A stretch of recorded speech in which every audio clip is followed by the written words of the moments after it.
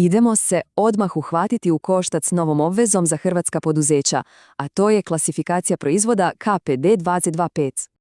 U ovom pregledu detaljno ćemo proći što to točno znači za poslovanje.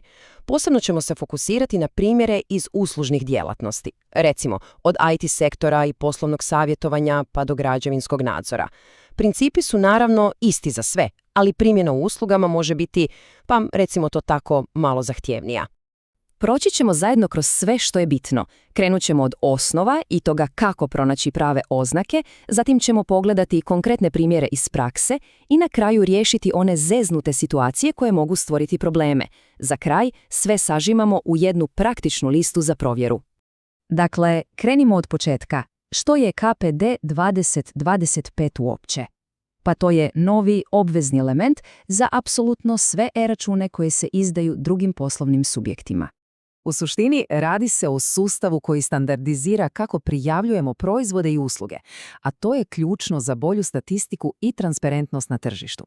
Ono što je jako važno jest da je sustav skroz usklađen s europskim standardom CPA 2.2, što znači da se ovime prilagođavamo široj europskoj praksi.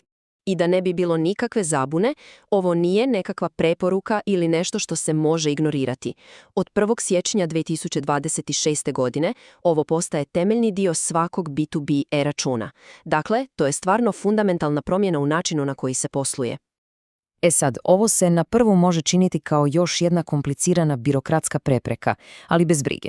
Postoji zapravo vrlo jasan i logičan postupak za pronalaženje prave oznake za bilo koji proizvod ili uslugu. Cijeli proces je zapravo pojednostavljen u 3 koraka.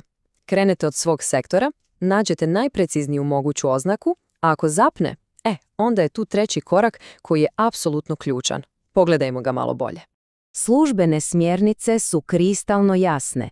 Ako niste sigurni, nemojte nagađati. Najbolje je obratiti se izravno Državnom zavodu za statistiku.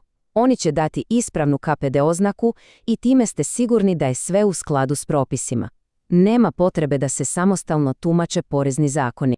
Dobro, dosta teorije. Ajmo sad vidjeti kako se sve ovo primjenjuje u praksi kroz nekoliko primjera s naglaskom na uslužne djelatnosti. Evo, primjera iz građevine. Znači, ne treba navoditi svaku sitnicu na računu. Za svaku privremenu situaciju, odnosno fazu radova, bira se jedna KPD oznaka koja najbolje opisuje glavninu posla koji je obavljen u tom periodu. Ako su, recimo, prevladavali zemljani radovi, koristi se oznaka za to. Jednostavno.